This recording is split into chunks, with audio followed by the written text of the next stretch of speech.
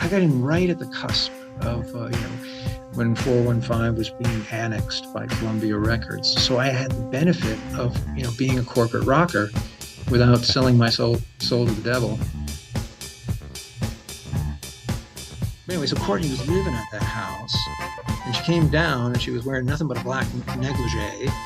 And she said, "Hey, you hungry?" And I was like, "Yeah, what do you got?" But we could have played full sets, but I wanted to keep it that way, and so that everybody around the country would at least get one sample of what I had tortured the San Francisco audiences with. And one thing Jerry said one time was I remember him saying this. It's like, the key to having a happy life is to just imagine the most funnest life that you can imagine, and then live it. And that's a great philosophy, right? And now for part 2 of this 2-part interview with the one and only Joe Popo Pie. It never occurred to me to ask this, how of all songs in the world and all bands in the world, the one that you performed entire sets of, how was it that Truckin' came to be that song? Was that just how much of that was just chance versus? Yeah. Okay, so I'll tell you. Yeah, that's a little story behind that. So I was a music major, and when I got in, and I discovered punk rock, and I'm getting into punk rock. It's like 78, 79, around that time. And I think it was like in 1979. I was we're sitting there. I was talking with some of my music major buddies, and some of these guys really, really didn't like Deadheads. Some of these guys really had an aversion towards Dead. I mean, I was neutral. I wasn't a Deadhead, and I knew the Grateful Dead's music because my older brothers were into the Dead. And in fact, the very first rock concert I went to in 1974, I was like 15 years old. It was a Grateful Dead show, and they rolled out this banner over the balcony, and it said, "Impeach Nixon," and everybody cheered. This is right around the time of Watergate and everything. So I kind of caught the tail end of that 60s stuff. So I was kind of slightly a participant in it as a very young teenager. But yeah, Truckin'. So one of these guys was talking smack about Deadheads, and it's like, yeah, it's fucking Deadheads are so obnoxious and blah blah blah. And so and then I said, well, wouldn't it be interesting if somebody took like some Grateful Dead song like Truckin', and as if it was written by like the Ramones and the Talking Heads and Devo, and if the Ramones and the Talking Heads and Devo got together and decided to write Truckin' instead of the Grateful Dead, what would it sound like? And I brought that up, and everybody laughed hysterically, and I thought, maybe I should explore that. I should. So I created the arrangement of Truckin', and that's how it came to be. And yeah, I mean, you just think, I just did that on a lark. I didn't think it would be, become like my thing. You didn't create a spreadsheet of all possible songs and then whittle it away through analytical methods to figure out, here's the one song. Exactly. So yeah, there was nothing too cerebral about it. It just kind of happened. And so so did Jerry think I was making fun of him? No, actually, you have to understand, Jerry was a man with a great sense of humor, and he loved that somebody was, because he liked punk rock, and he liked the energy of it. And I think he kind of saw it maybe like, the way Jagger really loved Devo's version of "I Can't Get No Satisfaction." He thought that was hysterical. And he was on board with it. And he even said, like, yeah, Devo, they did the best version of Satisfaction I ever heard.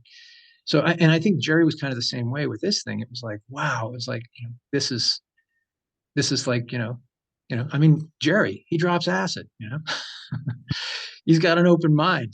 He's got a great sense of humor. And he loved it. He thought, I mean, so like a lot of these people, they're good sports. They don't take themselves too seriously. Like Led Zeppelin. Like there was this guy named Little Roger, who put the lyrics to "Stairway to Heaven" to Gilligan's Island. The theme to Gilligan's Island, and he put it out just as an indie single or something. And Led Zeppelin, got all offended by it, and they had him pull it. So he couldn't do it. And but no, not Jerry and the Grateful Dead. They thought it was awesome, and they got a good laugh out of it. Let me see. So it's late. So I think maybe at some point you were leading up to and we didn't quite get there with leading up to Steve Tupper and yeah, right. Subterranean. Steve Tupper. So I'm about to encounter Steve Tupper for the first time. And so I'm back in town. And I'm crashing at Bill's place until I find my own place. And by the way, I just want to say, give gratitude where gratitude is mostly due. Uh, Bill and Roddy, those guys saved my ass on a number of occasions. Whenever I was in between places, or I lost my place or something, or one of my girlfriends would kick me out, they'd always let me crash on their couch. They saved me many times. So I want to say thank you. I never said it before if they're listening, and I have much gratitude. And so I got my own place, and I was shopping my tape, and I sent it out to some places, and I sent it to Tupper, and I walked by the office that they had there on Valencia Street, Subterranean Records, and I Mhm. walked in, and I said, Steve, and Steve was like, hey, I got your tape, man. I want to talk to you about it. When you get a chance, because I was busy, so I said, oh yeah, I'll come back later and we'll talk about it. So I came back, and we talked about it, and I really liked the vibe I got from him. It's like this guy said, I want to give you total artistic control, and whatever you want to do, and blah blah blah. And I thought, this, I could make a home here for a little while. And so he goes, let's talk deal. And so I said, okay, great. Let's do something. And Joe's second record materialized out of that. And I did that at Mallin's place, Tom Mallon, who, Yeah. by the way, was I just want to say is like one of my favorite engineer to work with.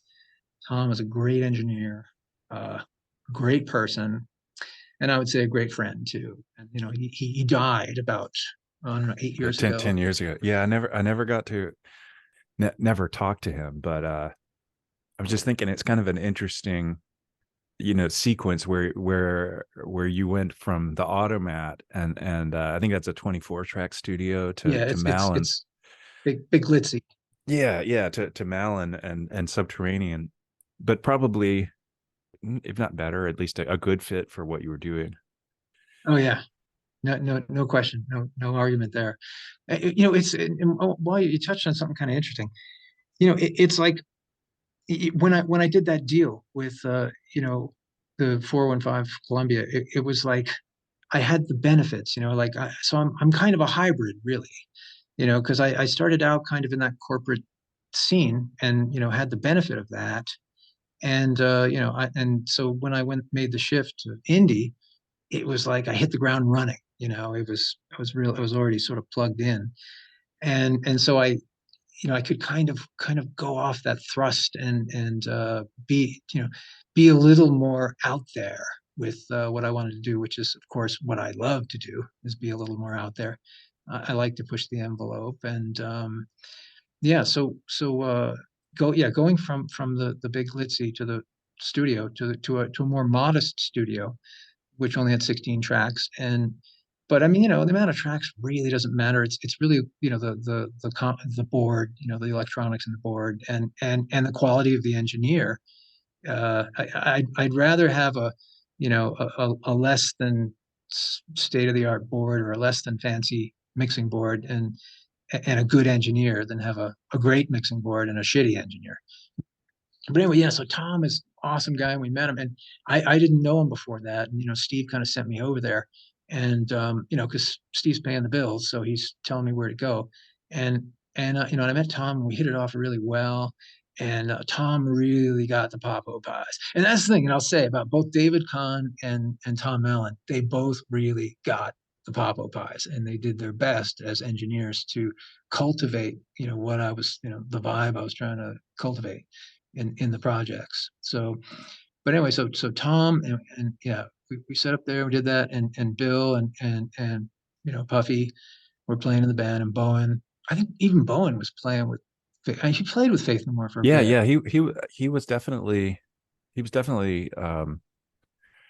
like pretty consistently with them, or for a good long stretch in 1984. Yeah. Yeah. Um, So it's so yeah. How could I miss on this project? I got this awesome band, and these guys could, they could play anything. They were good. They're great players, and so and we were touring. We went on tour, and uh, and there's some interesting things about Joe's second record. It was interviewed by this guy in Andy Warhol's Interview magazine. This guy named Glenn O'Brien, oh yeah. and he says in the article, he goes, yeah, so this is the second record. So there was a first record, but I never heard it. And that's the thing, because by the time Joe's second record came out, the white EP was sold out and it was out of print, so you couldn't get it anymore. And Okay. so so when people, by the time that record came out, the people got the record, and it was the second record. So everybody's looking around for the first record and they can't find it. So people would approach me and say, so it's kind of a prank, right? There was no first record. That's just like a joke, right? It doesn't exist, right? And I was like, no, it exists. It's a real thing. But what that told me was, because Glenn O'Brien hadn't heard it, and a bunch of other people, that was very validating, because what it showed me was that if I just started right out of the gate indie, I would have still made just equally as big a splash as if I was working with 415 Columbia. And see, the way those two labels work is, they had a different methodology of how they would promote their records. Like Howie Klein's thing was that his version was the media blitz method, which is like you do, you pay for some advertising, and you totally, like, great guns, media blitz, like pull out all the stops for like 3 to 6 months. It's like really intense, and then on to the next one. But Tupper, the way he works, was more economical and significantly slower. So what Steve would do is he wouldn't do any advertising, and he would, send these records to people who he knew would, he wouldn't waste. He wouldn't just sort of like blunderbuss scattershot the all the promos out there. He was very careful with who he sent promos to, people who he knew liked that kind of music and would write about it favorably, and let word of mouth propel the record to the goal. And so it's probably about 8 times slower, Steve Tupper's method of promoting a record. But both methods are good, and they both get the ball across the goal line eventually. And so both have their advantages and disadvantages too. So I don't necessarily see that one is better than the other. It's just different. And I noticed that Howie did some other things that I thought were really cool. Howie knew, he worked in a radio station, KUSF, so he understood what people were like who unpacked these packages that came in from the record companies. And when Howie sent out a promo pack to a radio station, especially an indie radio station, he'd always put in 2 copies of the record, because he knew that the person, because if it was a hot record, that the intern that was unpacking the package would say, "Hey, I'm taking this one home," and they'd steal the record, and then they wouldn't have a record to play, and now he wouldn't find out about it till later, and that would kind of ruin a lot of the inertia.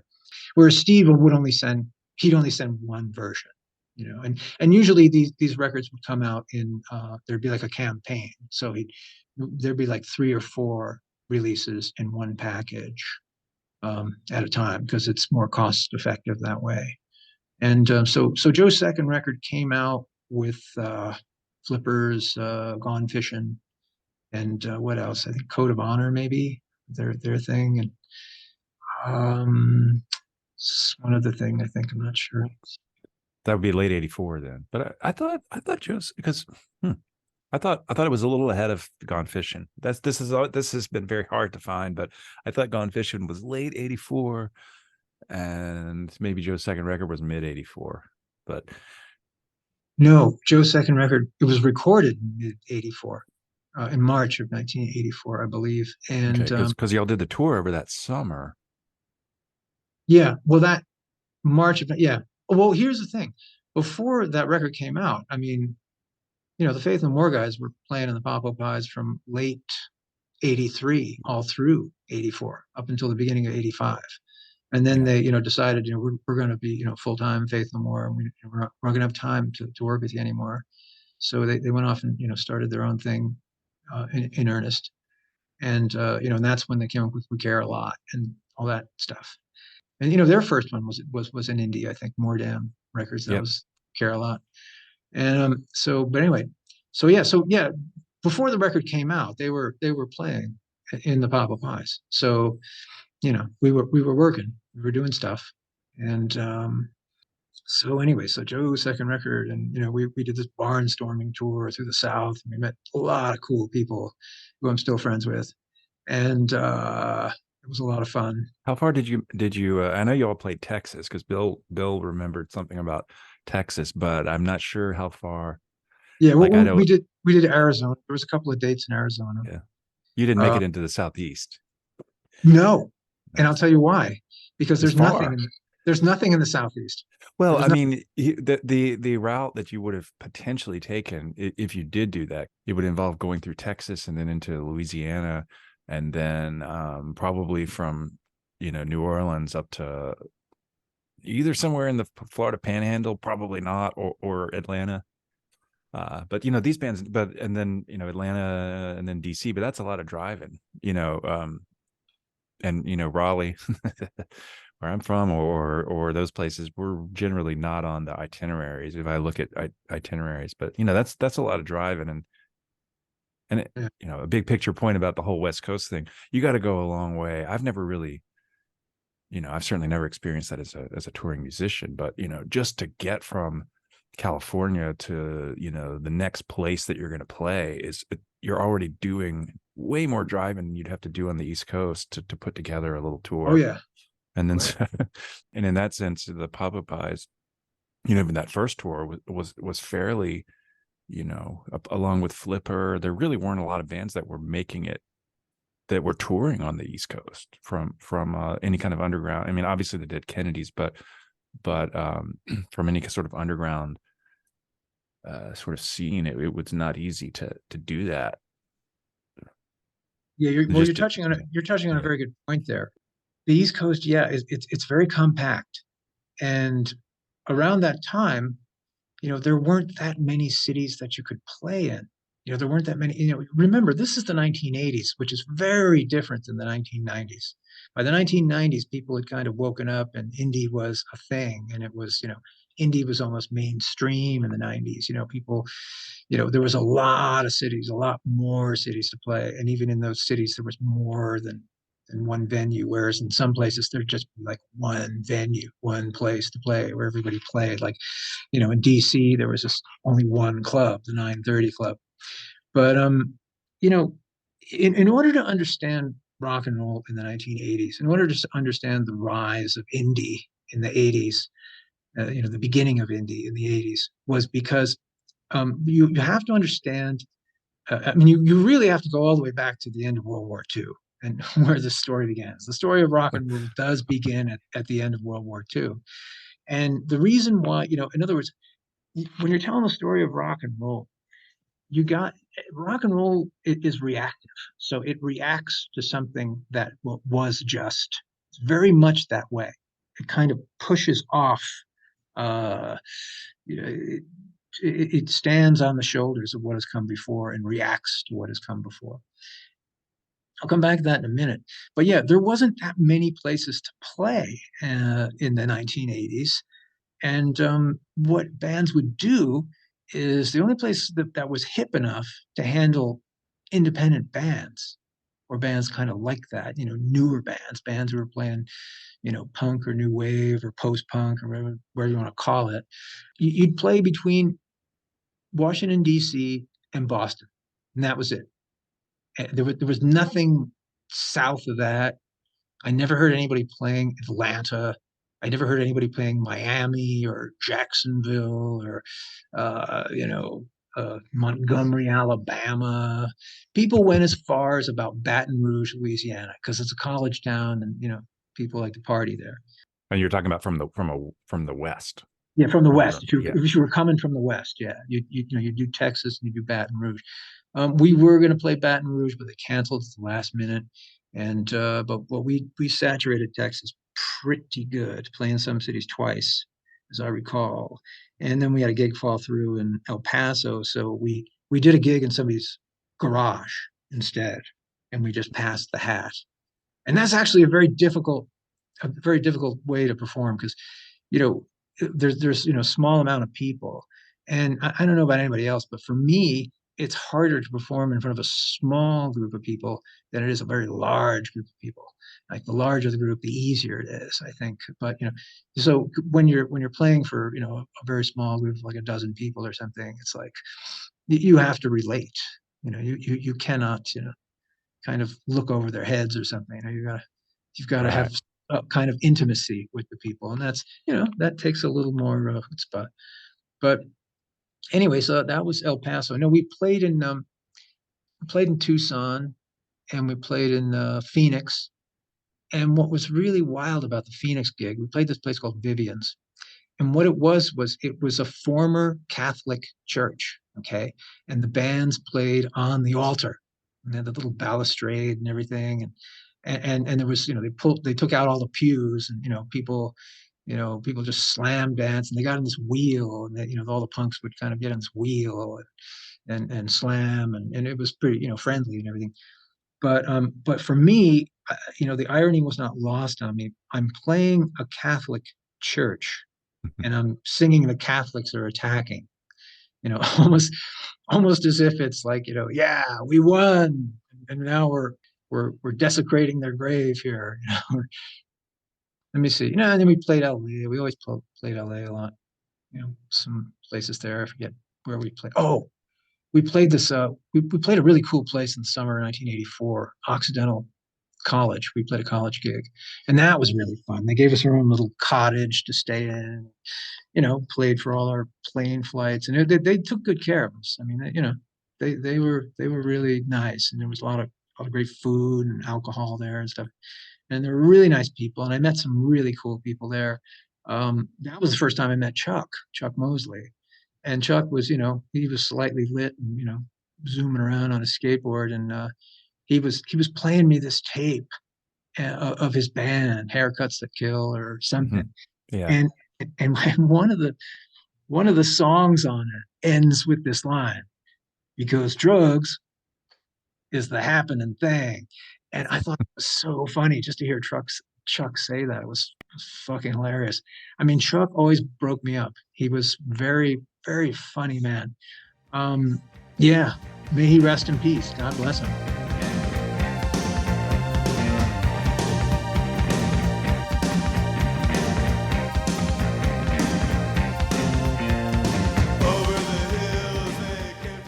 So we did the Joe Second record thing, the Joe Second record tour, and the funny thing about it is when I conceived that record doing it, I was in this state of mind where I was like, you know, the working title for it in my mind was Joe's last record, because I wanted to just kind of like really let it all go and not pull any punches and just say what I really felt about what I experienced about the music business to date, and not you know and places that I had gone that I thought the people were you know not cool, and you know cities that I thought were fundamentally lame, and you know and I just wanted to pour that you know pour all that brutal honesty into one record.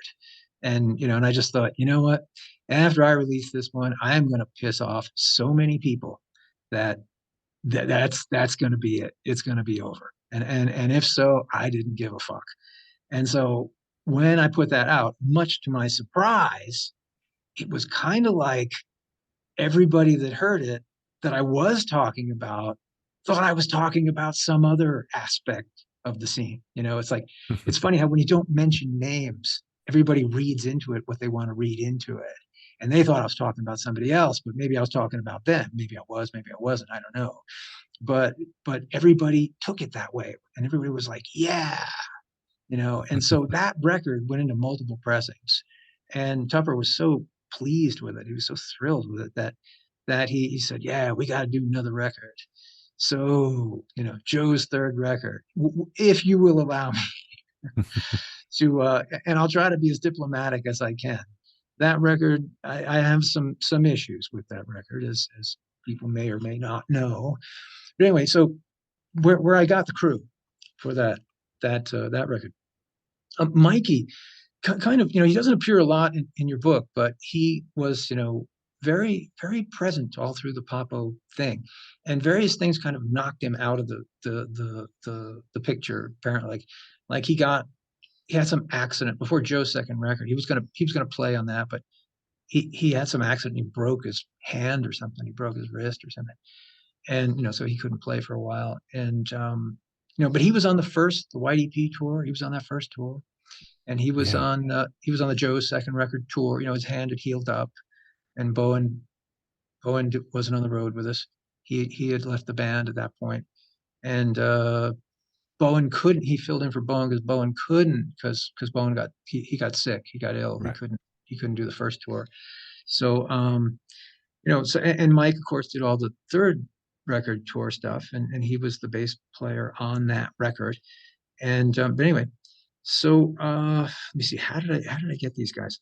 Well, So yeah, so at the end of, I guess it was like right at the beginning of 1985, Bill and Puffy and those guys said, we're going to do our thing now. We don't have time to work with you anymore. So I said, okay, great, but thanks for your help. And so I had seen Hello Kitty on Ice, or I was going to see Hello Kitty on Ice, and I don't know if I had seen them yet.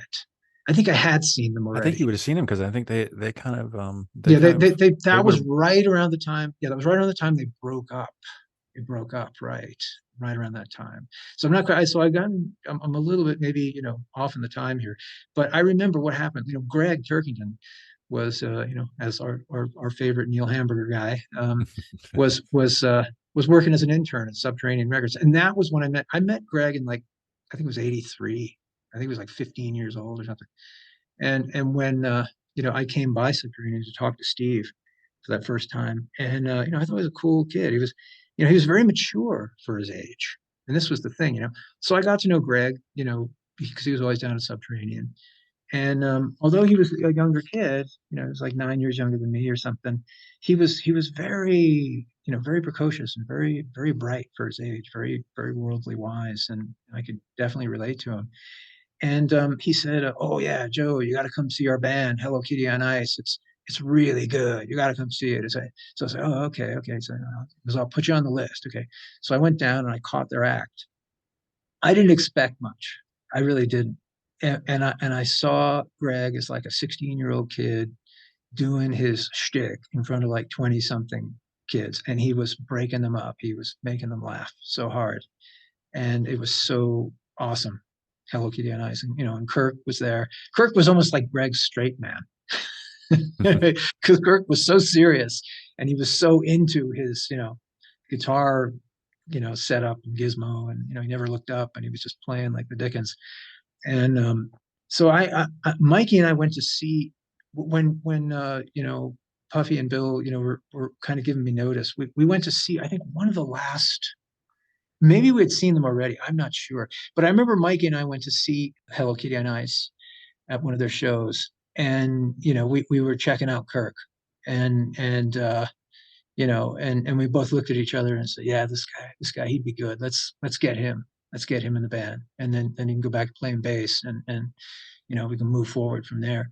And so but and as luck would have it, I think right around that time there was some dust up over a woman, and Kirk's girlfriend at the time was, she dumped him and started going out with Greg, and of course that created so much tension in the band, and so the band broke up, and so Kirk was bandless right at that time, and so that's when Mikey and I approached him and said, "Listen, you should play in our band." And Kirk was like, "Yeah, right on, man." So so we saddled up together, and I started writing some songs, and he knew this drummer that he liked. But I mean, I thought he was just a basic utilitarian drummer. Johnny G. He was okay. He wasn't. I mean, he was pretty good. He wasn't anything fantastic. But maybe that's what we needed at that time. We didn't want anybody too flashy. So so anyway, Johnny didn't get it. Johnny didn't really get punk or post punk, and the kind of music he enjoyed listening to was like Van Halen and you know that kind of stuff, and he was sort of a classic rock kind of guy, and but Kirk liked him and he wanted to work with him, so we said okay. And but so what I did was during that time I remember I started to hang out with Kirk a lot because I'm kind of the Hector Berlioz school of songwriting, where Hector Berlioz used to go hang out with the members of the orchestra, and buy them a Okay. beer and a sandwich, and tell them, hey, what do you like to play? What are your favorite passages? And that's how he got to be such a great orchestrator. And anyway, but so I if I can, I like to hang out with the people who I'm going to be writing songs for to play. And what I did was I remember during that time, like January, February, I was hanging out with Kirk at his place out at the Great White Highway, and and we would go out there and we get drunk, and I'd bring my bass, and I'd play all these bass lines and stuff, and he would get his guitar, and we would just start jamming, and and I would kind of see what kind of worked, and so I would kind of write the songs around what he could do well, what he enjoyed doing, and did well. So it was a good it was a good fit. They were kind of tailored in a way, and so I gave him a lot of room to stretch out and be himself. And so I slapped the songs together, and I guess we rehearsed them in I think March of '85, and we were playing some shows then too. So I would try the songs out in live context. Then we went into the studio in early April of 1985, to record Joe's third record. And the name of Joe's third record was from Steve said, "What are we going to call Joe's third record?" And I said, "Well, it's called Joe's third record." So there you go. And we didn't have to put a lot of thought into that one. And so here's where I start to run into trouble.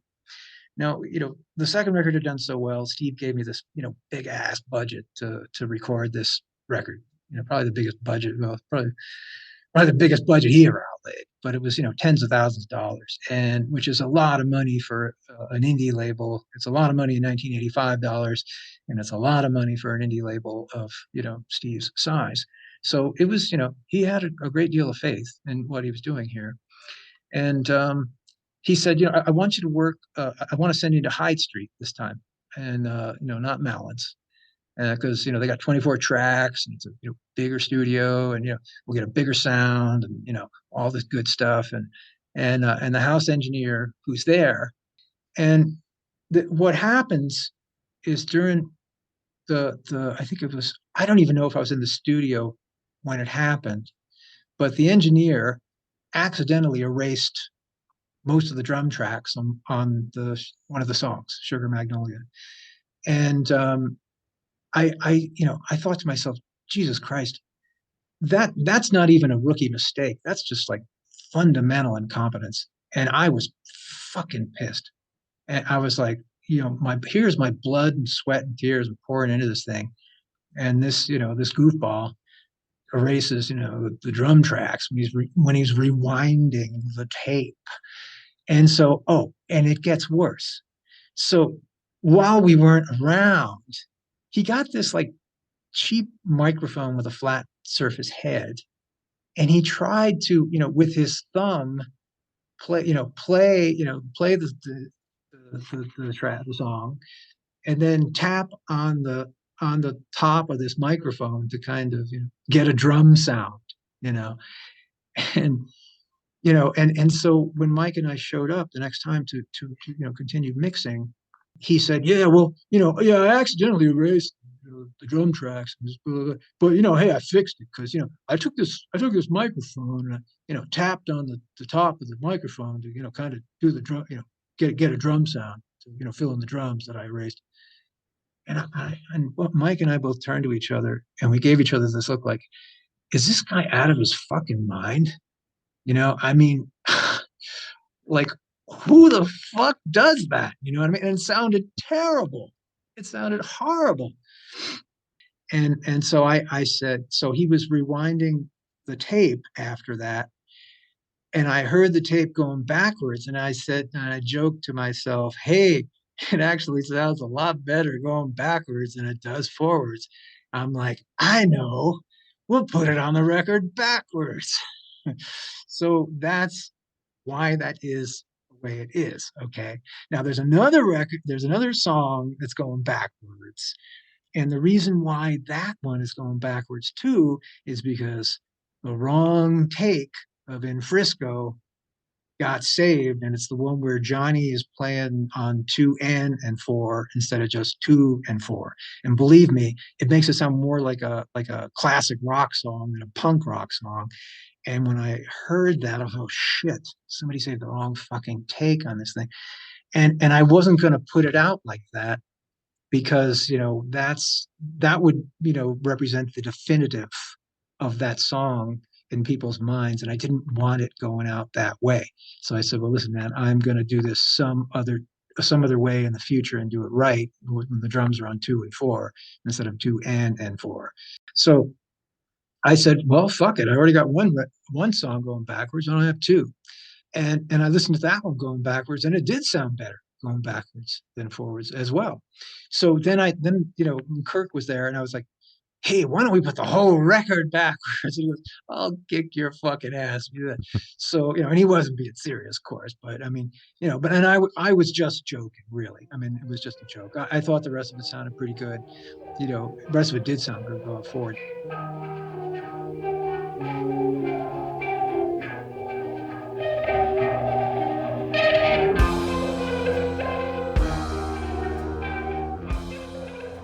So back to the Hyde Street disaster. So this record was taking forever and it was going over budget. And Steve, called me, said, Joe, how is it going? Because I'm running out of money here. You got to get it done in X amount of time. So I said, okay, so I did, but it ran over budget so badly that it delayed the release of the record. But anyway, so I had to do, I guess, what was the analog equivalent of a GoFundMe. And actually, me and Mike actually put in the legwork on that. So I got to give some props to Mike King because he, really helped out. He did an awesome job of helping me out raise this money. And how I did it was I went through, locally the Popo fan mail that I got, because back in the old days, back before everybody had computers and email, you would actually write a letter to somebody and put a stamp on it and put it in the mailbox, And so I had this stack of Pop of My fan mail, and I went through the fan mail, and I located people who were local, who I felt I'd bought some merch through the mail order, and I singled out some people who I thought might be interested in helping us bail the record out. We need to raise about $2,000. So what I did was I wrote them letters, and this is how incredibly slow things moved back then. And some of the people I said, give me a call and we'll talk if you're interested, and I'll come over and I will play you a copy of the album, and and you can decide if you want to give us a donation or whatever. And that's what I did, and that's how I and Mike King raised the money for this to bail out the record. But because everything took so long, the record was delayed by a good 6 or 7 months. So the ill-fated Joe's Third record came out in early April, and didn't have as much airplay time, but before it kind of got lost in the sauce for next year's round of new releases and things. But that was a strange time. Like for me, trying to put that chapter together, and I don't know what you thought of it. Like I kind of grouped it together with a couple of other things, but it seemed like that was getting towards the the tail end of whatever era it was when you started that was Yeah. winding down. Right. I don't know how it felt to you. Well, I mean, you talked to me Oh, well, I how it could, felt. yeah. No, I got a whole piece on that, but yeah. And yeah, I know what you mean because right around late late 1986. See, I had started to, as soon as the Joe's Third record came out, I started planning the tour. And anytime you plan a tour, you got to do it, 4 to 6 months ahead of time at least, because, you got to lead everything. And I had set up this really great tour for the Northeast in late 1986. But I don't know what the hell was going on, but some big clubs, some of the bigger independent clubs, closed down that I had, we were going to play. And because of that, we had to cancel the whole tour because, too many things had dropped out at the last minute and they were the big money, rooms that we were going to play. And so it wouldn't have been financially feasible. So I had to cancel the whole fucking thing. And I was really kind of bummed.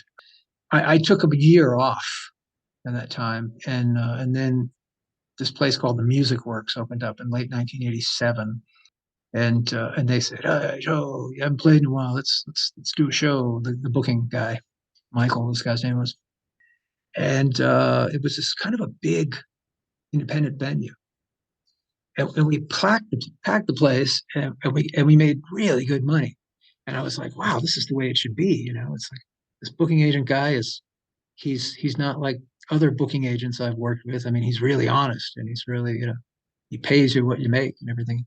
And it was a great place, but it got shut down. Somebody had it in for that place and used some classic local yokel music mafia dirty tricks to get the place shut down. And I noticed right around that time, this was like coming into late 1988, that a lot of bigger independent venues, not just in San Francisco, but on the East Coast as well. Because again, I'm trying to set up tours, but these clubs keep opening up for a while and then they shut down. And I noticed that if your place, as long as your club had a capacity of like less than 75 people, you didn't get shut down. But anything bigger than that, these places were getting uh, shut down for some reason. And this is what I call the beginning of the long punk rock winter and or post punk winter, like I refer to it as. There was some weird stuff going on right around that time. Like, for instance, like I know that Alternative Tentacles was dealing with this lawsuit from the Frankenchrist. Their warehouse got raided by the FBI or something, and they were embroiled in this obscenities trial or something during that time, and that was kind of eating up all their resources, their financial and administrative resources to put anything out or do anything. And this similar kind of thing, Subterranean Records was getting audited by the IRS, and that was tying up all their resources and time and energy. And SST was dealing with some monster lawsuit from some I don't know if it was a media conglomerate or Oh, that was the Negative Land the YouTube, Negative Land thing. Yeah, the Casey which Kasem is thing. a little bit later, A but little bit, yeah, a little bit later, for sure. But I mean, it's definitely. But I mean, it happened like I'll call the post punk winter between late '88 and late '91. So there was like a 3 year solid period, and also there was other weird thing going on. And of course, I had a tape, back in during that time. I had written a bunch of songs, and I had recorded them with some people, and Bill Gould had this Revox. What a Revox is it's a it's kind of like a poor man's portable recording studio, and it's very limited. But Bill had this new gizmo that and he wanted to try it out, and he said, how'd you like to be my guinea pig? And I'm like, all right, let's do it. So Bill helped us make this demo tape that I made, and I went down to, I guess this was like late '88 or something. I went down to my attorney, Barry, and I said to him, Barry, here's my next offering. I'd like you to shop this tape. I'm working on my next deal. And he said, okay, but I listened to it, and he said, You really have to understand something. For the next few years, they're not going to be signing anything except spandex hairbands, and you're not a spandex hairband, and so they're not going to pay any attention to you. And so he said, why don't you just, if I were you, I'd just go off and do something else with my life for a little while, for the next few years. And sure enough, which is what I did. I went out and got a steady job, which was, something I hadn't done in a long time. So he was absolutely right. It lasted about 3 more years. And then all of a sudden we have this thing called grunge comes in, like in 1992. And all grunge was just post-punk before it was interrupted by the long spandex hairband winter. And and then everything was off and running. And the other thing that I wanted to point out was during that time, around 1990-ish, there was this weird thing that kicked in called pay to play. And again, I'm not participating, so I'm just reading about this in one of the weeklies and talking to people who I know who book clubs who I run into every once in a while, have coffee with them or something. And and what they were doing was they were forcing bands to like sell tickets to their shows. And if they didn't sell the tickets, then they couldn't do the show. And how the hell are you going to sell tickets to a show, right? If you're just a band, you don't know who's going to show up. You need to call people up or something. So that was just a way of derailing a lot of independent bands from performing. It just seemed like there was some kind of entity was trying to not completely obliterate independent music, but temporarily derail it for a time. And if you look back at that time, there's not much going on. There really isn't. And I remember the radio at that time, like even college radio was playing a lot of this sort of Euro disco stuff, and there wasn't any like, kind of bands and even like commercial radio was like playing all these spandex hair bands, like the moderate rock station was playing Euro disco stuff exclusively. So yeah, it was just anything that sounded half decent was like not happening during that time. It was just a very abysmal time. And if there's anybody listening out there that listening to this podcast that has any thoughts as to why you think that was happening or any thoughts on it, I'd really like to hear them. So, maybe someone will contact you and say, I know why that was happening. But anyway, I'll leave it up to people to draw their own conclusions. But that was the demarcation between the 80s and the 90s. And if you needed a demarcation, that was it.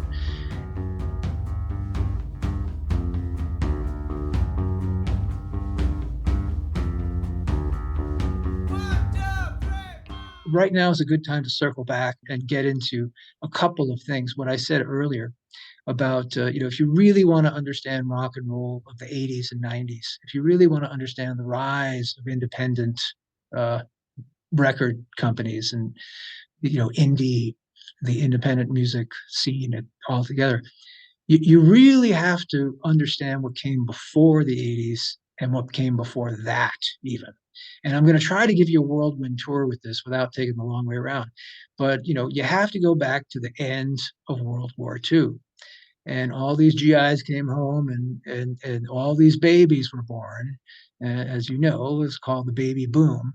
And, a ton of them were born in 1946.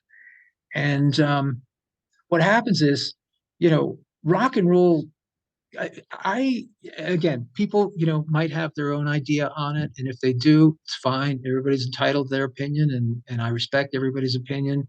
And if you disagree with what I'm about to say, it's okay. We can still be friends. But I slice rock and roll into four very distinct eras. It lasted for 48 years, and there were four 12-year, very distinct eras with some very distinct demarcations between each one. And we start in 1952, and you have people like Bill Haley and the Comets, and then later you had Chuck Berry and Elvis and Little Richard, and then Buddy Holly, and I kind of caught the end of that, or that era, because when I was a preschooler, My first memories were, singing along to Buddy Holly at Christmas time, 1962, because I had an older brother who was really into Buddy Holly and he played him to death. And so I really got acquainted with my older brother's music pre-Beatles. And that era goes from 52 to 64. And then in 64, the second iteration of rock and roll is what they called the British invasion. Now, rock and roll is an American invention, like hot dogs, ice cream, and rubber cement burgers. It's something uniquely American. And so somebody had to say that this was the British invasion because a lot of the bands, I guess, they had slated, were going to be imported from the UK. It was going to be a lot of English bands. And sure enough, over that next 12-year period, most of the bands were English bands. There were some American bands, but they were in the minority. Now, in the what I call the 50s era, that first one that went from 52 to 64, that was like largely a teenage phenomenon. Okay, it was rock and roll was a quirky teenage ritual, and then you were supposed to go to college and get a job and grow up. Well, rock and roll takes on a very different persona in the British invasion era from 64 to 76. And what it does is rock and roll becomes more political. Rock and roll becomes more of a social force. And rock and roll is not just for teenagers anymore, but it's for kids in their 20s, up until the age of 30. And it's a very robust, vibrant thing. And there's a lot of money in it. And the reason why there's a lot of money in it is because there's all of those kids that were born after World War II they got money and they're consuming and they're buying records and it's feeding the record industry. I mean, to give you an idea, in the early 70s, you had bands putting out one album every 6 months, whereas like by the 1980s, it was like one LP every 2 years or something. By the 90s, it was like one LP every 3 years or something.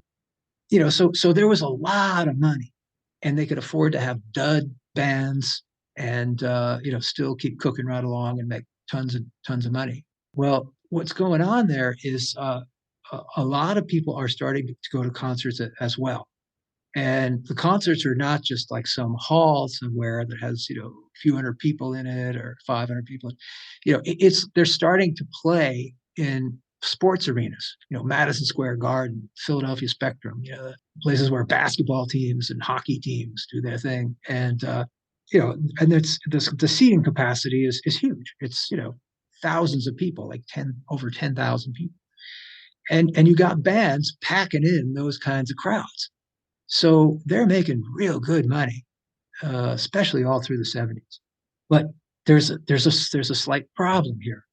Now think about it. 1976 rolls around, and all of a sudden there's a problem. And all through the 60s, and you wouldn't know this because you didn't live then, but when I was a kid growing up in the 60s, there was a saying, you can't trust anybody over 30. And they made T-shirts and posters, and Mad Magazine had a lot of fun with it.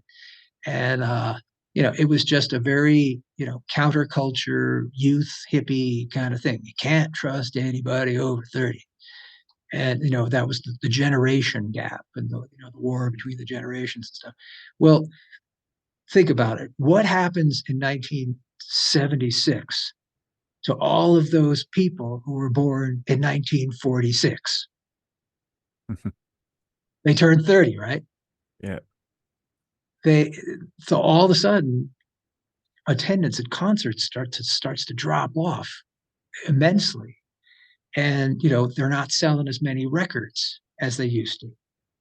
And I remember it was back in 1976. I was talking to this guy locally in South Jersey. He was, he had a band which was like a cross between, he had a prog rock band. It was a cross between Emerson, Lake and Palmer and Yes or something. And anyway, and I was talking to him. He said, "Yeah, I went down to catch Emerson, Lake and Palmer's sound check at the Philadelphia Spectrum." And He goes, they had to send everybody home because what they would do is, I mean, these things got pretty elaborate. What they would do, they had this orchestra thing. They were doing that Aaron Copland kind of orchestra thing, and they would hire string players locally who were ringers, who were sharp players. So they would bring them in the afternoon and they'd do a rehearsal with them so they'd get the parts down, and then they'd do the show that night, and they get paid for the rehearsal and they get paid for the show. Well, they had to send everybody home because they didn't sell enough tickets, and I don't know if they canceled the rest of their tour or what the deal was, but this started to happen. So the rock and roll recording industry realizes it has a problem because its consumers are aging out of the consuming demographic. And so what they did was something very smart. They lobbied the FCC to enable more broadcast power to college radio stations. And they would use these college radio stations as test markets because they couldn't afford to have duds anymore. And they would use them to vet they would test market these guys and see if they were good. And so the two stations that I don't know if they funded them overtly or covertly, but that they wanted to use as their flagship stations were KUSF in San Francisco and KXLU in Los Angeles. And like I say, I don't know if the donations were overt or covert, but I'm telling you this: I went into KUSF to do a bunch of station IDs for DJs and stuff. This was like early 83, late 82, early 83, something like that. And, I used to go there a lot. So, so anytime I was hawking a show, I would go down there, and they liked me down there because, I was, kind of a fun interview, and I would just hawk the show and they'd play some Papa Pie songs and I'd, let people know what was happening. Well, I went down there around that time, late 82, and I saw like state of the art. I mean, they had headphones, they're real nice, and you could talk to people on the air, and everything was brand spanking new, and it was a top-notch outfit. Well, I'll tell you something. 20 years later, after the implosion of rock and roll, after digital killed rock and roll, I went in there in 2003 to hawk the Popo anthology, and I couldn't believe it. They only had one pair of working headphones, and it was duct taped with this grimy duct tape, and only one of the ears was working, and the place was in decline. It was declining terribly, and it's because the funding had pulled out of it because the rock and roll recording industry had imploded, so they didn't need college radio stations anymore, so they weren't funding them anymore, and they were basically on their way out. I don't know whatever happened to KXLU, but KUSF went out of business, I think in 2010. They sold the frequency band to some classical station down the peninsula or something. But, it was that is what was, feeding these things. And the point I'm trying to make is the next demarcation I'm going to talk about is the one that starts in 77 or 76, I should say, late 76, early 77. And that's what they call the new wave, rise of the new wave. And it was called punk new wave later on, as people use that term. And it had a very distinct demarcation to it. There was a new set of rituals. Bands were playing smaller places. The 45 made a comeback. In the 50s, the 45 was what most people bought. I remember I had an older brother who was drafted, went to Vietnam, 1965. And while he was there, I was, like in the first grade or something. And I learned how to work what they call the Victrola. They didn't have stereos back then. Stereos were an anomaly. I mean, there were people that had stereos, but most people had mono things. And all 45s and albums were in mono. And all the rock and roll stuff, pretty much all of it was on 45s. So, but when the British invasion happened between 64 and 76, all of a sudden, singles like faded out. They were considered to be like, cornball 50s stuff. And, the 12-inch album was, a big deal. And, FM radio started, and they were broadcasting in stereo, so now you had, stereophonic, when you had these albums, and it's like the songs got longer and longer. like a whole side of an album would be long, that whole prog rock thing. But all of a sudden, the music industry starts running out of money. So they do this clever thing where they enable the college radio stations to be test markets so that they, can save money and be more economical. So that's why I say that there's a distinct demarcation, because the songs all of a sudden get shorter. 45s come back, and everybody's putting stuff out on 45s, and people are buying 45s. And the dress code is totally different. It goes from long hair and styled hair to short hair or spiky hair, and everybody's wearing skinny ties and getting their wardrobe from the Goodwill, free boxes and stuff like that. Yeah, so we're going through let me see, that time. And but the corporate rock people have another problem. And what that problem is that they still don't have the money. They can vet, good bands that kids want to hear through college radio, but they still don't have the money to make mega acts like they used to. So I think this was around 1983. What happens is somebody comes up with this great idea to say, hey, why don't we recycle the last iteration of rock and roll? And we will come up with a term for it. And we could sell the same records because we don't have to advertise, because we've already, when things were good and we had advertising money, we could create these mega bands. It's not going to take too much to keep them going. So, and some of those bands, weren't too old and they still wanted to tour. So they came up with a term for it. And the term they came up for recycling this stuff was called classic rock. Okay. And classic rock, that was the beginning of the end for any 80s upstart bands that wanted to get, a proper corporate record deal and, do their thing.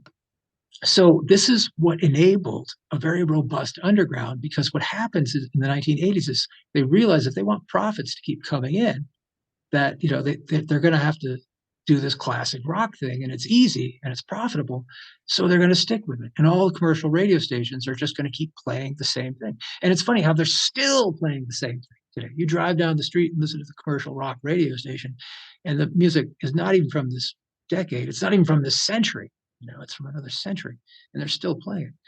So they didn't they didn't pluck too much new blood from the college radio stations, because they just didn't have the budgets for it to do it. And that's why you'll notice that all through the 80s, there's hardly any, good sounding bands. They're all this, like, it's like Men at Work and Huey and Madonna and Phil Collins and stuff like that. I mean, the quality of corporate rock during the 1980s is horrible. So we had to create independent. And luckily that there was this college radio network and facility that we could work. And you see that the corporate labels didn't care if about us touring. They didn't care. They wanted independent bands to be, putting their stuff on the radio, because they were listening to those two radio stations especially, and they were making judgment calls based on what they heard and what was popular on those radio stations. But they didn't care if we had a mechanism to tour. They didn't give a shit about that, but we gave a shit about that as independent bands. And that's why we were motivated to build the touring network of independent rock, of figuring out how to do this and how to make it work. So that's a little piece. And so that's why also there wasn't that many places to play. And you could play, DC, maybe Philly, uh, Hoboken, North Jersey, and you could play, a couple of places around New York City, like you could play Brooklyn, you could play Manhattan, Boston area, maybe Rhode Island or something. And that was it. I mean, you didn't have a lot of places for bands to play.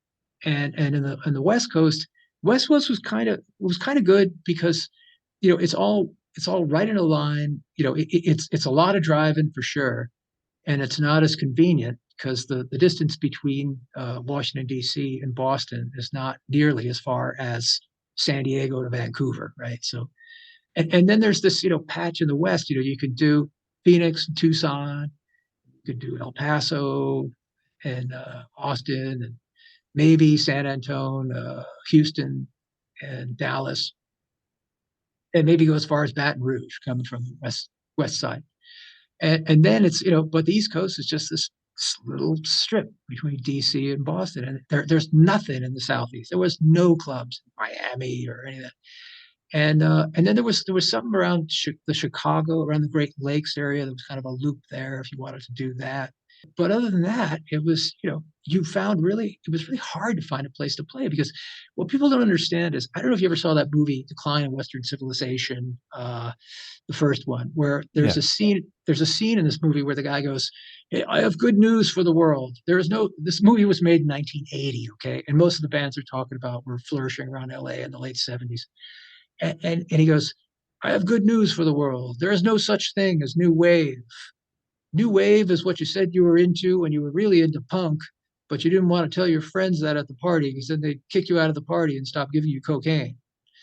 And that's, that little joke there is very telling of society, because punk and new wave in the late 70s and early 80s was like, you didn't tell your family that you were into this kind of music because they kind of look at you funny.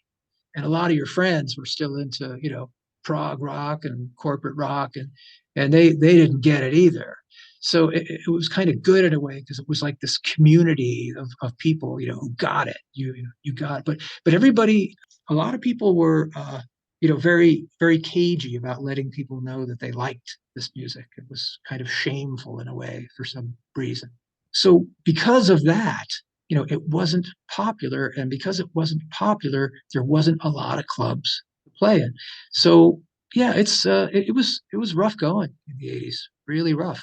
And then in the 90s, all of a sudden, it's like they couldn't recycle the dinosaurs anymore. And they had to relent and start bringing in new blood and start forking out some money to advertise these bands and make them big bands.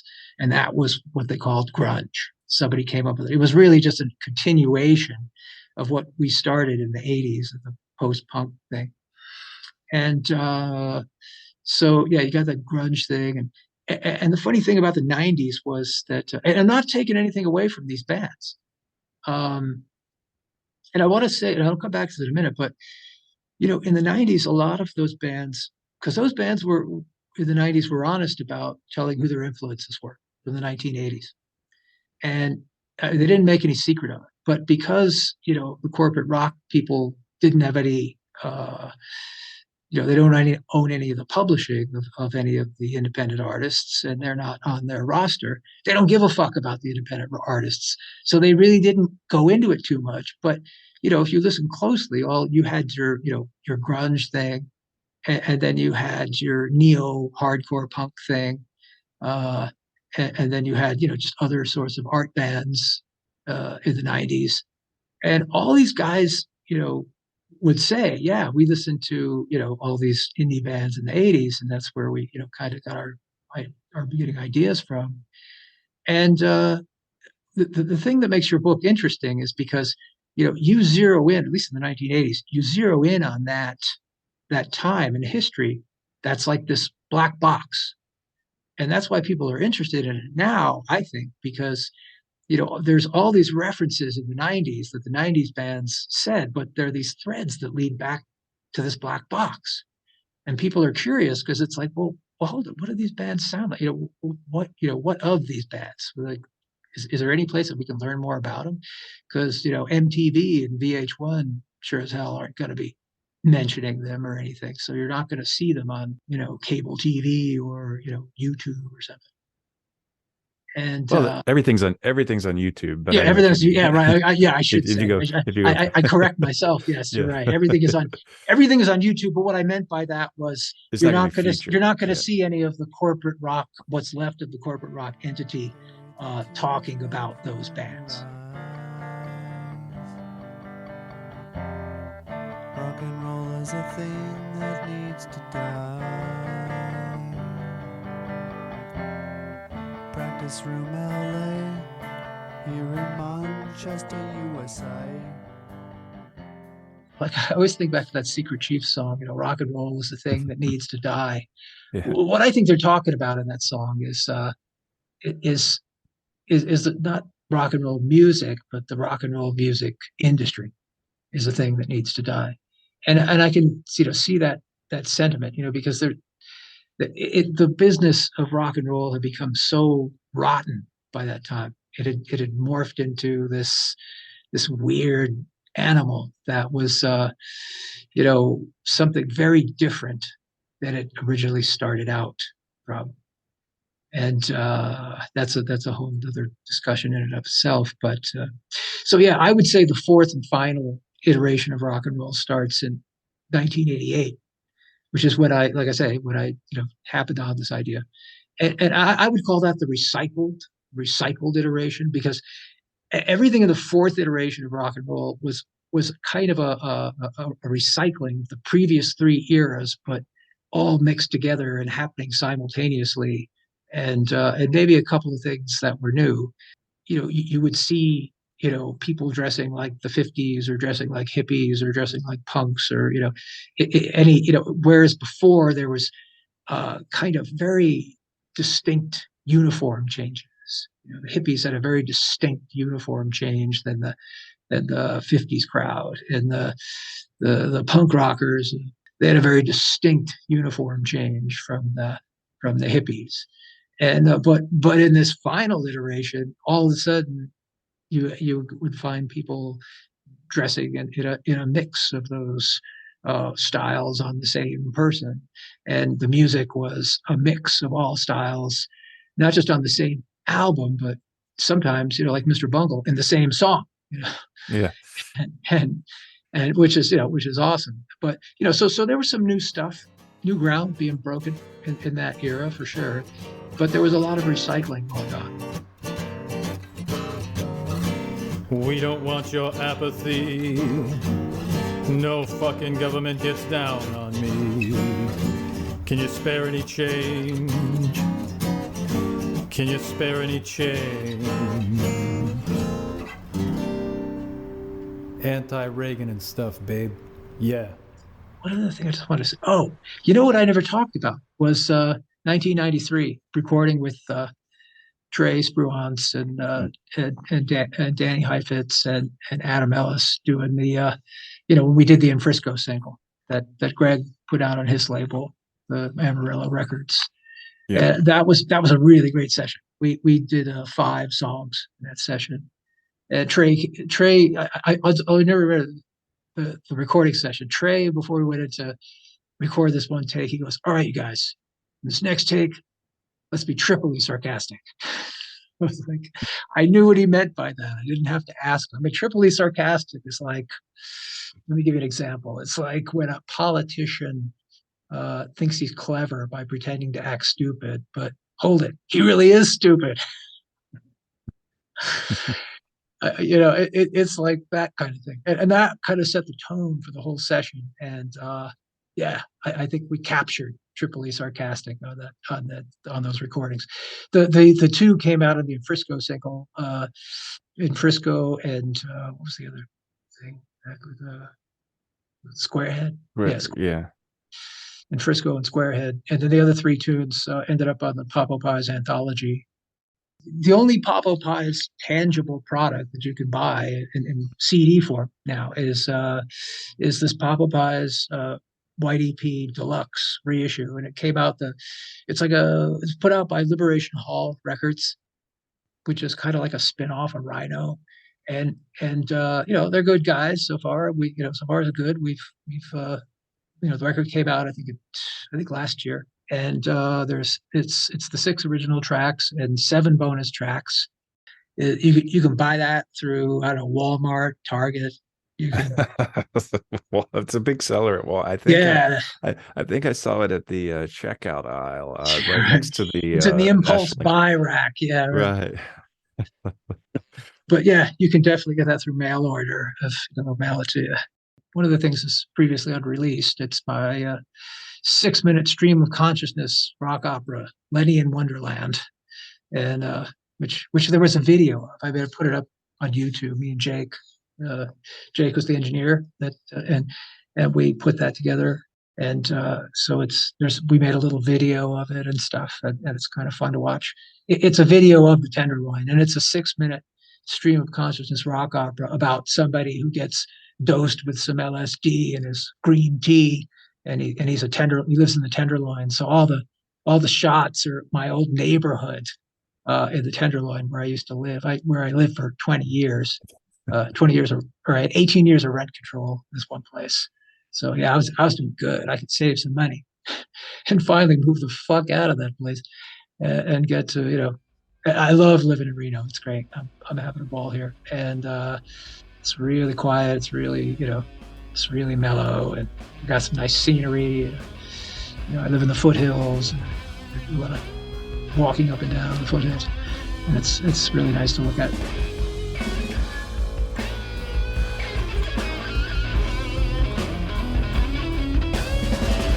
For more on the Popo Pies, you can go to popopies.com or to the show notes for this episode, which you can find at whocaresanyway.online.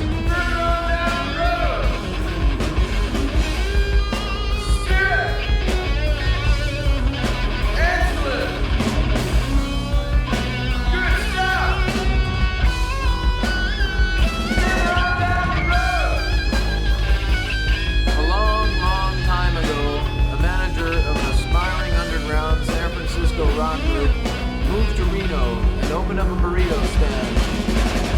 Now he's making more money than he could have ever dreamed of in the music business. And on a scale of 1 to 10, where 1 represents lifestyles of the rich and famous, and 10 represents the world vision album,